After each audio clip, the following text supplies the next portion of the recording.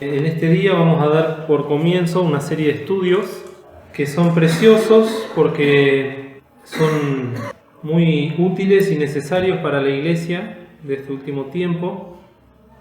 El estudio se llama El Reino de los Cielos. Para muchos de nosotros nos van a empezar a aparecer recuerdos o cosas que ya las conocemos. Para otros van a ser cosas completamente nuevas. Y para algunos quizás sean cosas que corrijan conceptos que tenemos equivocados.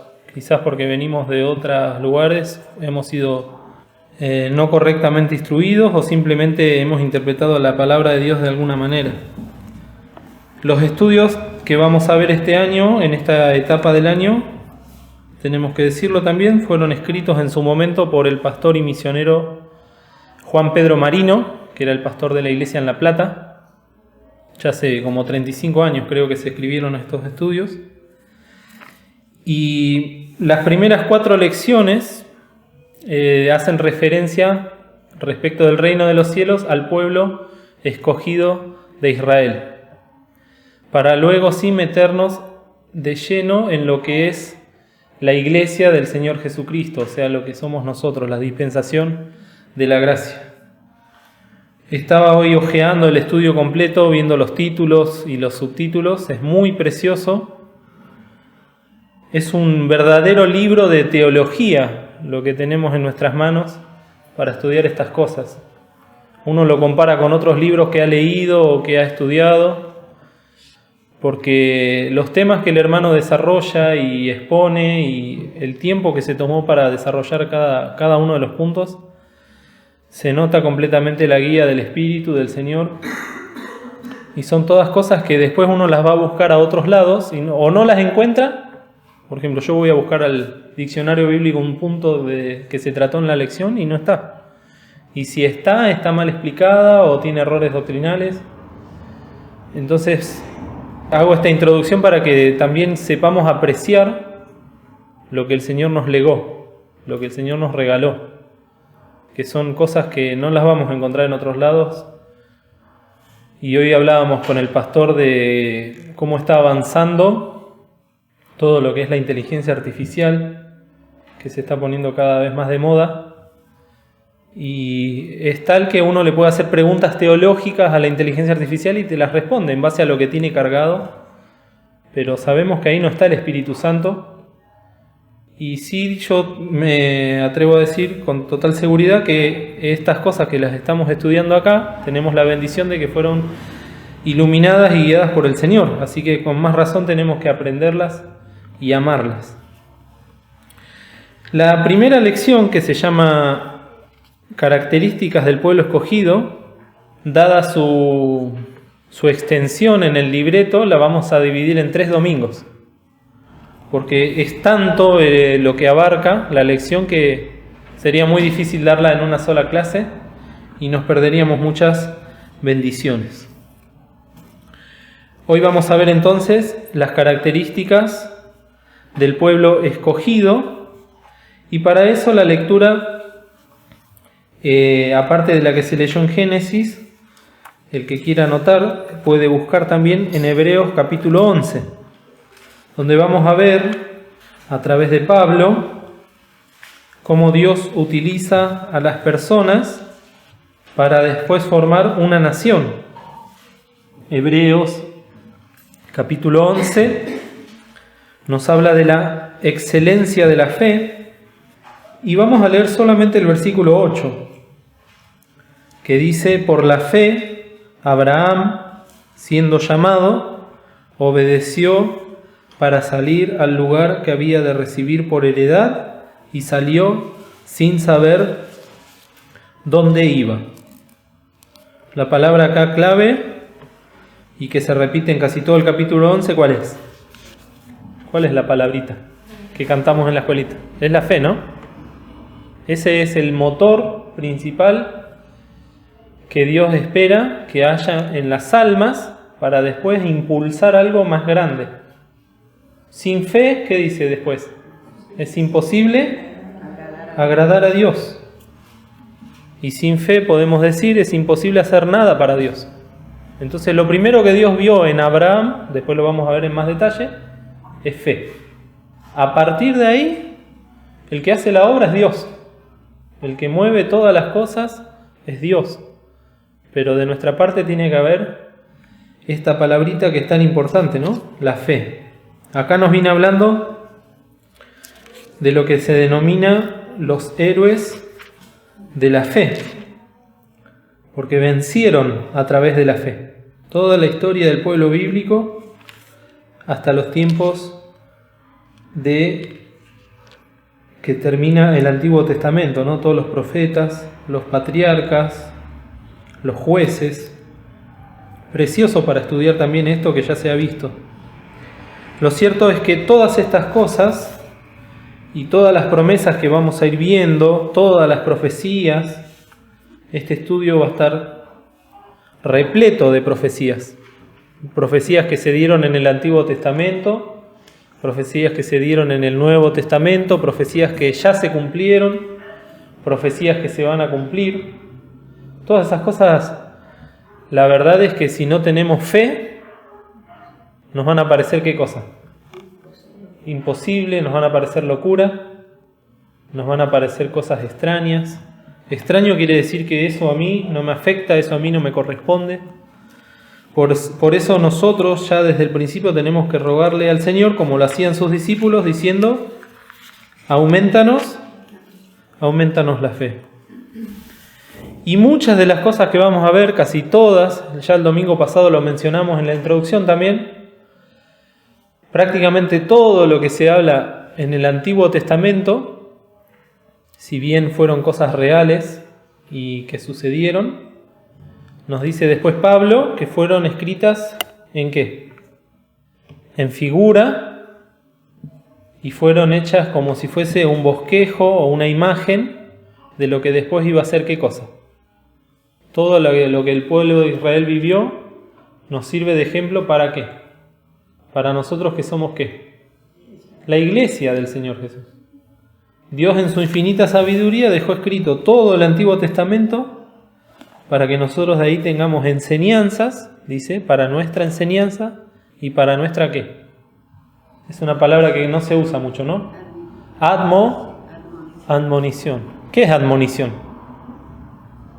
Porque la leemos, la decimos, pero cuesta, ¿no? Admonición es amonestación. El Señor nos dejó el Antiguo Testamento a nosotros para amonestarnos. Y hoy no vamos a ver algunos de esos textos que son justamente de amonestación, pero que sí los tuvo que escuchar el pueblo de Israel en boca de Moisés. Muchas amonestaciones.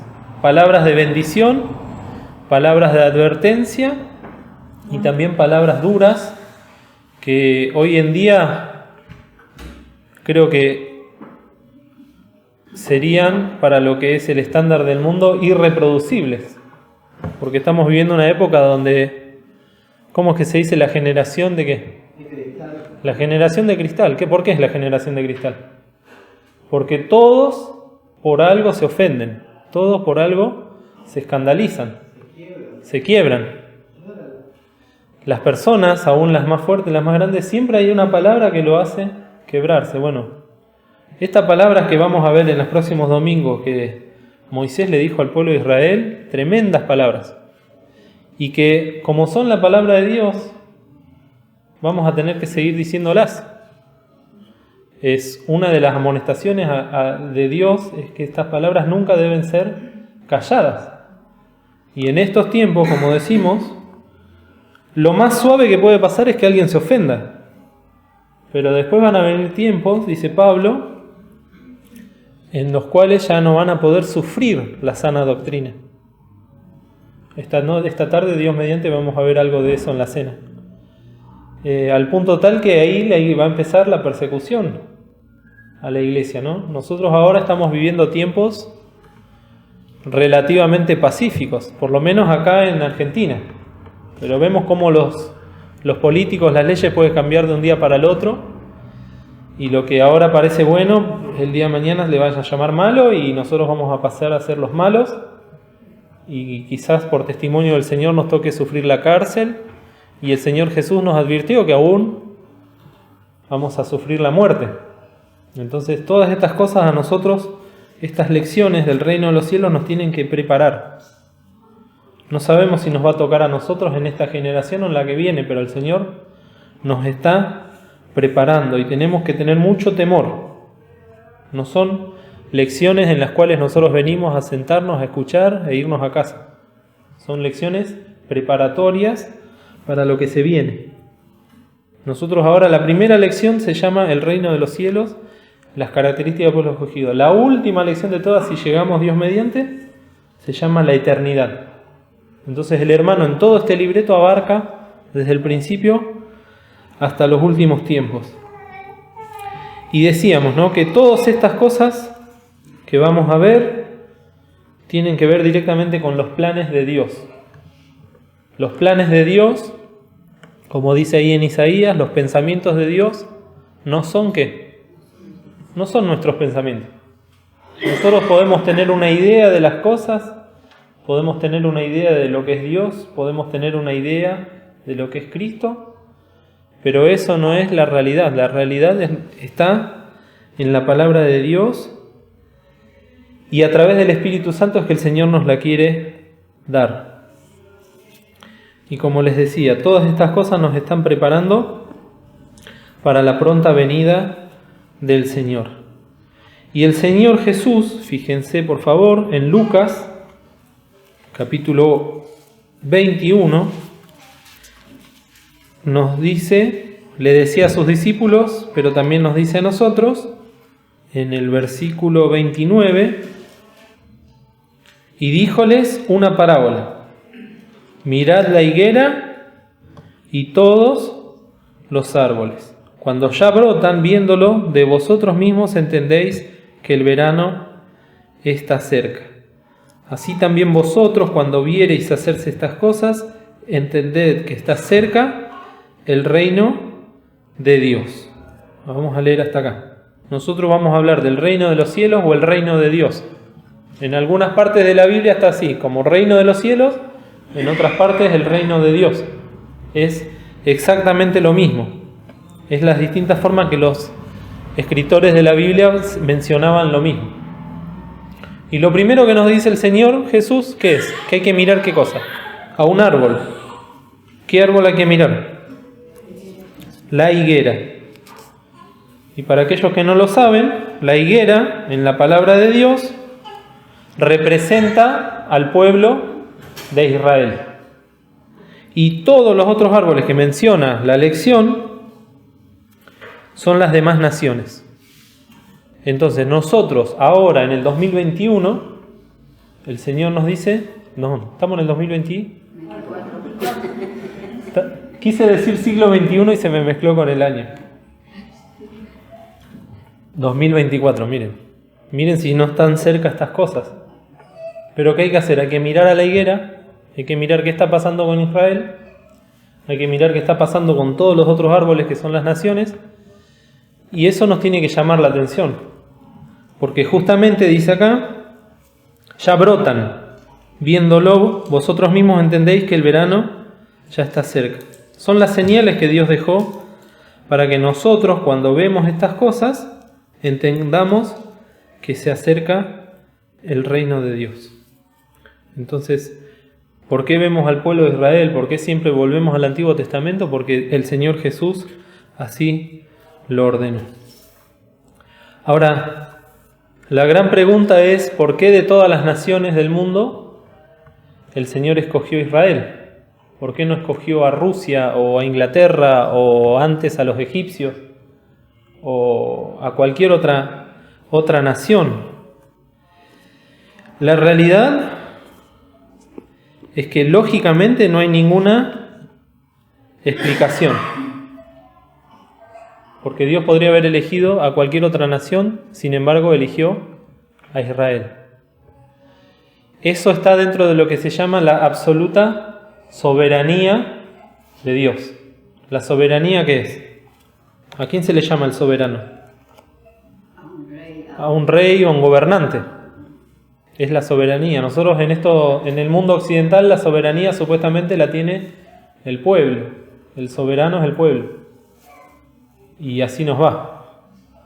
Desde que está, lamentablemente, Dios eligió como forma de gobierno la monarquía, que una persona iluminada por el Señor gobierne. Eso, bueno, no nos vamos a meter en la historia de la humanidad, pero es parte aún de las profecías de Daniel. En los pies de la estatua que vio Daniel, en los pies era mezclado barro, ¿con qué? Con hierro. Gobiernos fuertes, gobiernos débiles, democracias, dictaduras. Bueno, es todo lo que estamos viviendo ahora. Ya pasó la cabeza, pasó el pecho de la estatua, llegamos a los pies, por eso estamos en los últimos tiempos, donde se ve toda esta desolación en el mundo y este agitamiento. Y todo eso es parte también de la responsabilidad que tenemos nosotros de ver lo que está pasando. El Señor, entonces, la explicación que tenemos que dar es esa. En su sabiduría y en su soberanía escogió Israel. Y lo tenemos que aceptar por fe. Así pensemos una cosa de Israel o pensemos otra. Como hijos de Dios tenemos que aceptar estas cosas. Y también nos dice en el estudio que escogió a este pueblo en particular por 3 motivos distintos. El primero fue para conferirles o entregarles, ¿qué cosa? ¿Qué es esto? La palabra. De todas las naciones del mundo, Israel fue el que recibió la palabra de Dios. Al punto tal que se lo suele denominar o se lo denominaba como el pueblo de la palabra. Así se lo conocía a Israel en aquel entonces, o ellos mismos se hacían llamar el pueblo del libro o el pueblo de la palabra, porque la Biblia, que la escribió Moisés, los primeros 5 libros, que es el Pentateuco, era todo lo que ellos tenían para gobernarse, para entender a Dios, para entender la agricultura, para entender el cosmos, para entender el inicio de la vida. ¿Y qué es lo que debería ser que nosotros también en lo cual nos basemos para entender todo lo demás? La palabra de Dios. Hay un libro que se estudia en la escuela bíblica que se llama Tratado de Introducción Bíblica. Y en las primeras páginas siempre me acuerdo que dice: la palabra de Dios es el mejor tratado acerca de casi todas las cosas que conocemos, ¿no? De agricultura, de biología, de derecho y de todas las otras ciencias que podamos llegar a conocer. La palabra de Dios es la principal fuente de consulta, debería ser de cada uno de nosotros. Pero Dios le confió su palabra al pueblo de Israel. Eso lo podemos leer en el libro de Romanos, en la página 171 del Nuevo Testamento. En la página 3, este libro de Romanos, todo el libro de Romanos, es precioso, tiene muchas verdades y definiciones de teología, pero también es muy revelador respecto de lo que los planes de Dios para el pueblo de Israel. De hecho, fue escrito para los cristianos y los judíos que vivían en Roma. Y en el capítulo 3 dice: ¿qué pues? ¿Tiene más el judío? ¿O qué aprovecha la circuncisión? Eso es lo que los caracterizaba a ellos del resto de los países. Mucho en todas maneras. Lo primero, ciertamente, que la palabra de Dios les ha sido confiada. Esto es tremendo, porque nos está diciendo el Espíritu Santo que a esta gente, a este pueblo, Dios les confió su palabra. Nosotros ahora tenemos el canon bíblico completo y lo tenemos también por gracia, pero si no fuese por los judíos, ahora no tendríamos la palabra de Dios. Lo dijimos la semana pasada, no sé si se acuerdan. Salvo Lucas, que escribió el Evangelio de Lucas y los Hechos de los Apóstoles, todos los otros escritores de la Biblia son judíos o hebreos. Entonces Dios les dio ese privilegio y esa responsabilidad de confiar en su palabra. Les dio la inspiración divina para que ellos escriban lo que ahora nosotros tenemos en nuestras manos. Desde Moisés, que fue el primero que escribió, hasta San Juan, que escribió el Apocalipsis, casi todos fueron judíos. Y una cosa que tenemos que destacar, para que Dios haya usado a todas esas personas a lo largo de tantos siglos, entre Moisés, que vivió en el año 1500 a.C., hasta Juan, que escribió en el año 100 después de Cristo casi, ¿cuánto pasaron ya? 1500, 1600 años, prácticamente. En todo ese tiempo se llevó para que se escriba la Biblia. Y Dios siempre escogió personas que tuvieron fe. Por eso siempre volvemos a la fe. Y también hubo gente que no escribió la Biblia del pueblo de Israel, pero que se encargó de preservar la palabra de Dios. Sabemos que lo que el diablo siempre quiere, ¿qué es? Destruir. No solo destruir las almas, sino destruir la palabra de Dios. Si nosotros tenemos ahora una palabra que ya tiene más de 3.000 años, casi 4.000, es porque hubo gente, personas, que la preservaron, la guardaron, hasta nuestros días. Y vamos a ver siempre que lo más atacado por el diablo va a ser la palabra de Dios. Por eso hay tantas versiones de la Biblia. Siempre el diablo quiere meter su mano y cambiar la palabra de Dios.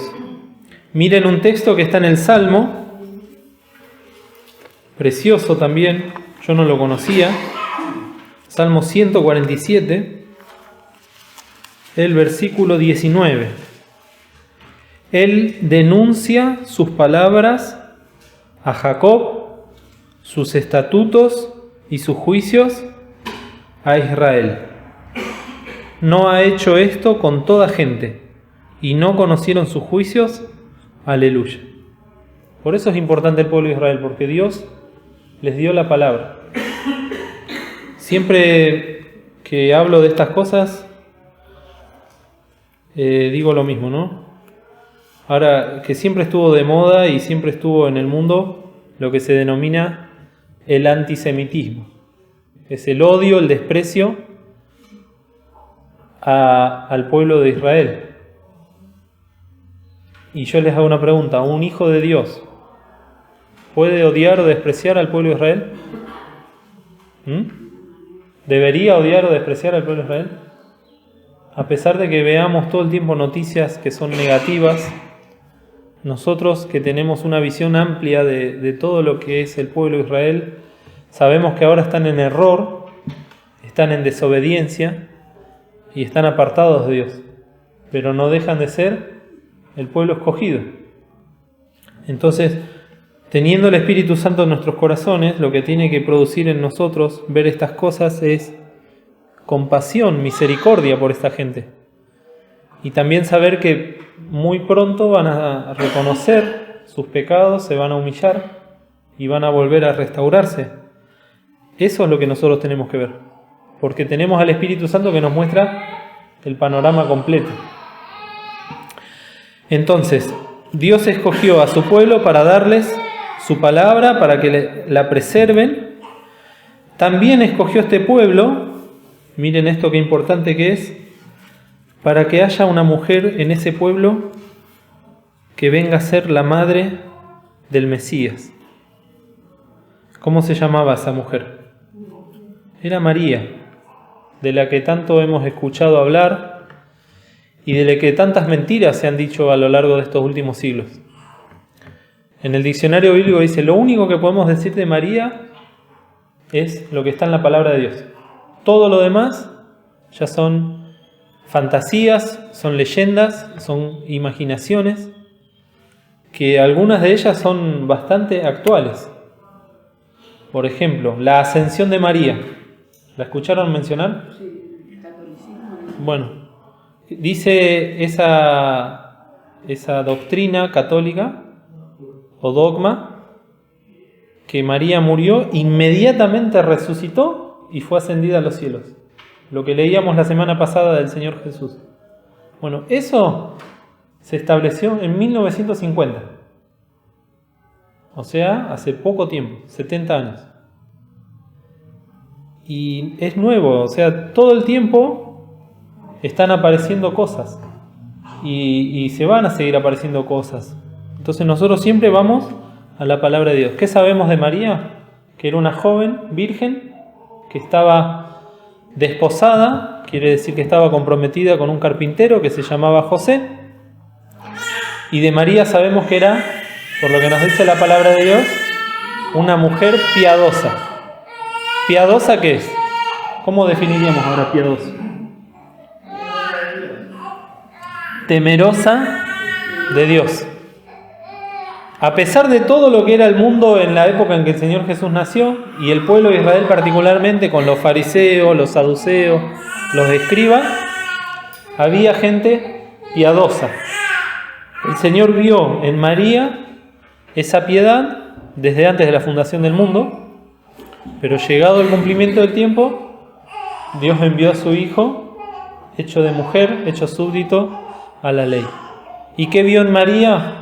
Lo mismo que vio en todas las otras personas que hemos mencionado. Fe. Yo puse acá, una mujer que creyera y que se humillara. Son las características que Dios siempre va a buscar. No importa quién sea, no importa cuándo sea. Si nosotros queremos empezar a tener una comunión con Dios, queremos empezar a conocerlo, queremos empezar a oírlo, el Señor va a buscar esto, humildad y fe. Si no, no puede haber ningún tipo de relación. Dios usó a esta mujer, María, para que sea la madre del Mesías. Pero no, como dicen los católicos, la madre de ¿quién? De Dios. Tenemos que tener bien claro esto. María fue la madre de Jesús. Dios encarnado. Es la madre de aquel que es Dios, que es el Señor Jesús. Pero Dios no tiene madre, porque es eterno. Decir que María es la madre de Dios, a pesar de que suena muy lindo y muy poético y muy romántico, es una blasfemia. Entonces nosotros tenemos que tener bien en claro esto. Hay muchos textos que hablan de que María era descendiente del rey David, y de hecho cuando se lo menciona el Señor Jesús, de la simiente de David, dice, completando así todas las profecías de que el Hijo del Hombre iba a ser hijo también del rey David. Y como el Señor Jesús no nació por obra de ningún hombre, sino de una mujer, se infiere y se deja ver que María era también descendiente del rey David. No nos podemos detener mucho en todos estos textos que hay, pero son preciosos. Y por último, el Señor escoge al pueblo de Israel para hacer bendición a todas las naciones. Eso también es precioso. Y volvemos a lo que hemos mencionado anteriormente. Nosotros solemos recibir información de Israel de manera negativa, pero lo que nos dice la Biblia es todo lo contrario. Israel es de bendición a las naciones. Lo hemos leído hoy en la lectura general, cuando estábamos todos juntos, cuando Dios le dice a Abraham, en ti serán benditas, ¿qué cosa? Todas las naciones de la tierra. Y miren lo que le decía el Señor Jesús en Juan capítulo 4 a la mujer de Samaria, la mujer samaritana. San Juan capítulo 4, la última parte vamos a leer. Dice, porque la salud, el versículo 22, porque la salud viene ¿de quién? Porque la salud viene de los judíos. Esto lo dijo el Señor Jesús, no lo dijo Abraham, no lo dijo Moisés y no lo dijo ninguna otra persona, lo dijo nuestro Señor Jesucristo. Por eso Él era judío y de ahí viene la salud. Esta palabra salud, los que tenemos más años en la iglesia ya la conocemos, ¿no? Significa tres cosas, a ver: salvación, santidad y sanidad. Todo eso a nivel espiritual. Entonces, cuando nosotros leemos acá, la salud viene de los judíos, podemos decir, la salvación viene de los judíos. ¿Por qué? Porque en ese pueblo nació el Salvador. Pero también ese pueblo nos dio ¿qué cosa? La palabra, por la cual nosotros podemos conocer al Salvador. Ninguno puede conocer a Cristo si no se lo revela Dios a través de su palabra. Por eso es tan importante. De hecho, esa palabra salud que usa acá el Señor Jesús, en griego, yo lo anoté acá, es soteria. Y hay toda una rama de teología, una rama que estudia la teología que se llama soterología. Quiere decir la teología de la salvación, o la explicación a través de la palabra de Dios de cómo el hombre llega a la salvación. La obra que Dios tuvo que hacer para que el hombre sea salvo. Enviar a su Hijo para que muera en la cruz. Todo eso se llama soterología. Y acá el Señor dijo, la soteria o la salvación, o también se puede traducir como liberación. Ese me encantó. Muchas veces pensamos que estamos un poquito enfermos y el Señor nos da salud, pero lo que el Señor nos quiere dar en realidad, ¿qué es? Liberación. ¿Y a qué estamos? ¿De qué nos tiene que liberar? Del pecado, del yugo, del pecado que nos ata, que nos agarra, que no nos quiere dejar salir. Entonces miren qué fuerte que es esta palabra que usa acá el Señor. Nos quiere liberar. Y por otro lado la fe, ¿no? La fe de Abraham. Vayamos a Gálatas. Sabemos entonces que Abraham iba a ser de bendición para todas las naciones, pero miren lo que dice Gálatas 3, versículo 8.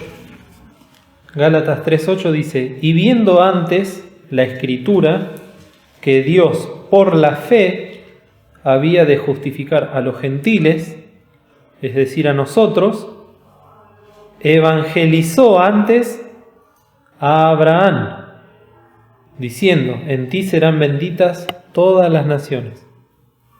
Esto es precioso. ¿Cómo fue convertido Abraham? Porque Dios, ¿qué hizo? Lo dice acá. Lo evangelizó. El evangelio, dice en Apocalipsis, es eterno. El evangelio eterno de salvación. Se evangelizaba en el Antiguo Testamento, se evangeliza en el Nuevo Testamento, se evangeliza ahora que estamos en la dispensación de la gracia, se va a evangelizar en la tribulación, se va a evangelizar en la gran tribulación y se va a evangelizar en el milenio. Es eterno el evangelio.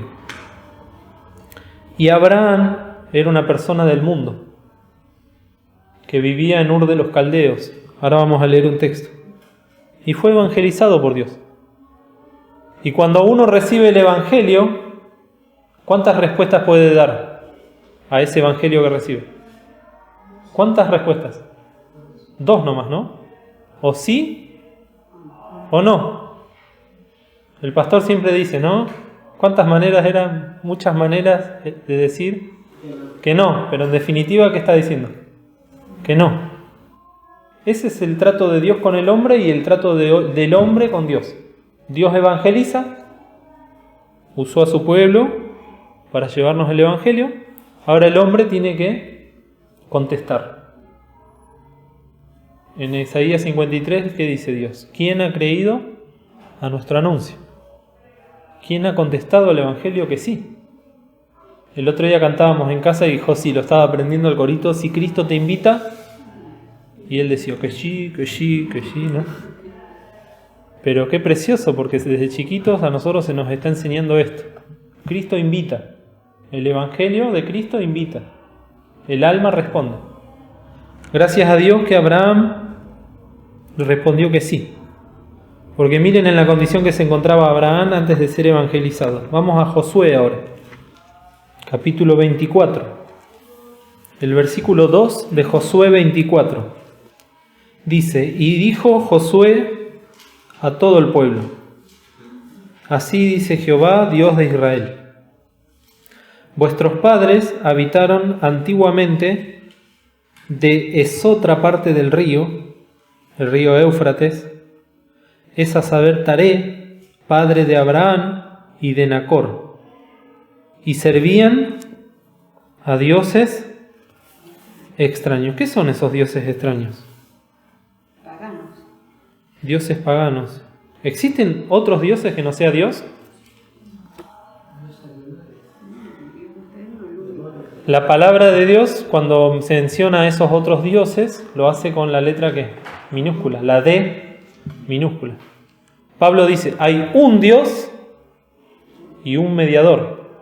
Todo lo demás son dioses con minúscula, que no son otra cosa que demonios. Ahí en Deuteronomio creo que Moisés los menciona como los diablos o los demonios, a todo lo que el hombre se inclina a adorar, que no son más que las huestes o el ejército del diablo, de Satanás, que también quiere ser adorado como Dios. Y como siempre se explica también, ¿no? Hay tantos dioses como personas en el mundo. Cada uno tiene un Dios. Esa frase que dice, ¿tenés un Dios aparte? Sí. Mi Dios es mi familia, mi Dios es el dinero, mi Dios es el trabajo. Algunos llegan a adorar al auto, a la camioneta, a la casa. Bueno, tantas cosas, ¿no? Donde uno pone su corazón. El Señor decía, donde estuviere vuestro tesoro, allí estará vuestro corazón. Y Dios, que es un Dios celoso y que quiere un pueblo para sí, dijo que no se puede servir a dos señores. Entonces acá lo tenemos a Abraham, se vio en la encrucijada de seguir siguiendo a los dioses extraños o conocer al Dios verdadero, al Dios de sus padres. Y Abraham creyó y le fue imputado por justicia. A los 75 años de edad, miren, le llegó el Evangelio a Abraham. A veces pensamos que para una persona ya está perdida, ya es tarde para conocer a Cristo, para conocer el Evangelio, pero para Dios los planes de Dios son distintos. Era un hombre de 75 años, con todos los achaques que pueda llegar a tener, y Dios lo siguió usando hasta el final de sus días. Y también nos dice la palabra de Dios que hemos leído esta mañana, que no solo que era un hombre que seguía a dioses extraños, sino que también era una persona rica, económicamente hablando. Tenía mucho ganado, tenía muchas riquezas, muchos siervos. Dice que se llevó con él a todas las almas que había ganado. Y ganado quiere decir que comprado. Era una época donde la esclavitud estaba en el mundo. Y Abraham era una persona rica, pero que dejó todo por seguir al Señor, y como hemos leído ahí en Hebreos, sin saber a dónde iba. Por último, esta palabra que se la menciona en Génesis 14, Génesis, al principio de la Biblia 14, el versículo 13. Y vino uno de los que escaparon y denunciólo a Abraham el hebreo, que habitaba en el valle de Manre, amorreo, hermano de Escol, etcétera, etcétera. ¿Cómo lo llaman acá Abraham? Abraham el hebreo. Esta es la primera vez en la Biblia que aparece la palabra hebreo. Yo siempre pensé que los hebreos eran los descendientes de Abraham, pero en realidad los hebreos son descendientes de esta gente que vino del otro lado del río Éufrates, o sea, que vivían en lo que ahora sería Irak.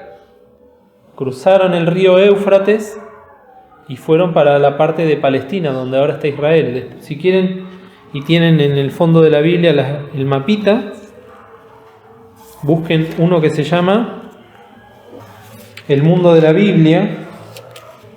Fíjense, el primer mapita a la izquierda, abajo, dice Asiria, después está el río Tigris, después dice Mesopotamia, y después está el río Éufrates.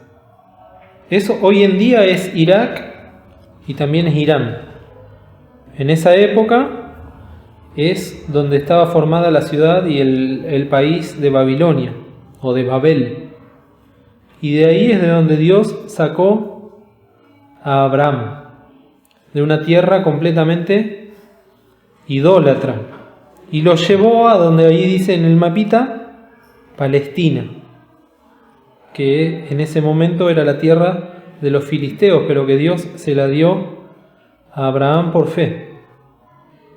Y es interesante ver cómo Dios lo saca de la Babilonia para formar un pueblo, de ese pueblo una nación, de esa nación un Salvador, y de ese Salvador la Iglesia.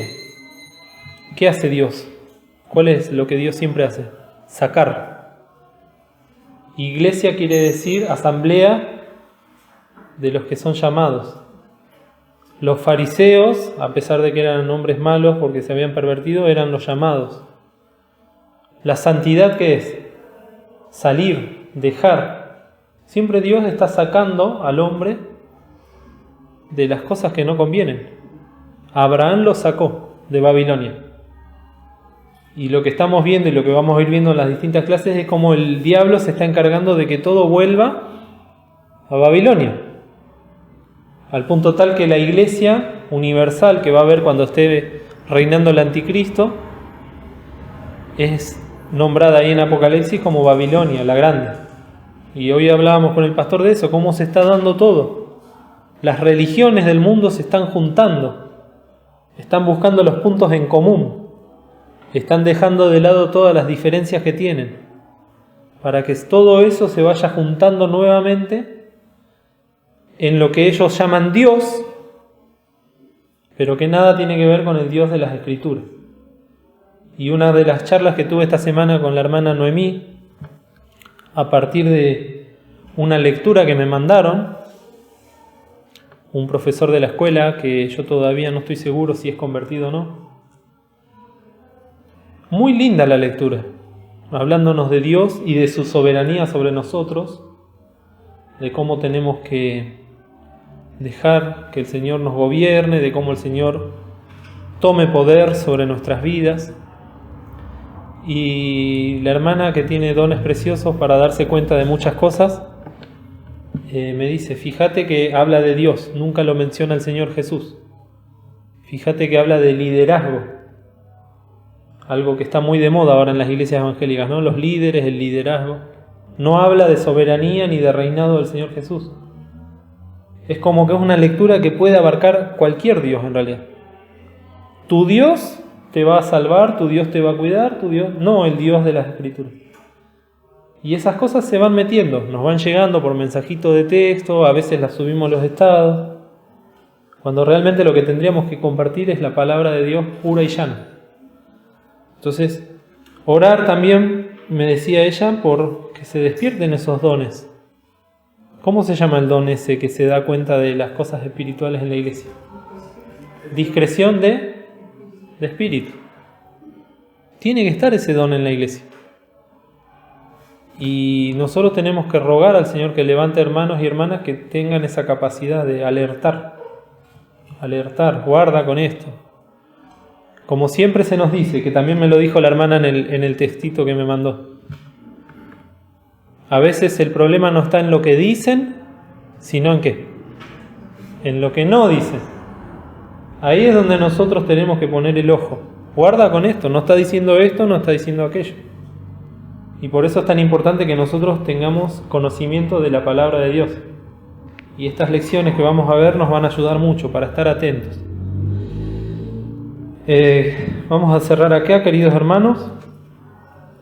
La lección, como les decía, continúa la semana que viene y la siguiente. Pero que nos quede esto: el temor reverente hacia las cosas del Señor. Que nada de lo que está escrito en la palabra de Dios fue puesto en vano. Y si nosotros ahora estamos transitando y viviendo los últimos tiempos, es donde más tenemos que aferrarnos a estas cosas. Empezar a dejar todo lo que nos viene de afuera y empezar a agarrar más de lo que ya tenemos. Todos estos libretos que fueron guiados por el Señor y que muchas veces están guardados y olvidados en nuestras casas. Bueno, este es el tiempo en donde más tenemos que contender eficazmente por la fe una vez dada. ¿A quiénes? A los santos. Que el Señor nos bendiga.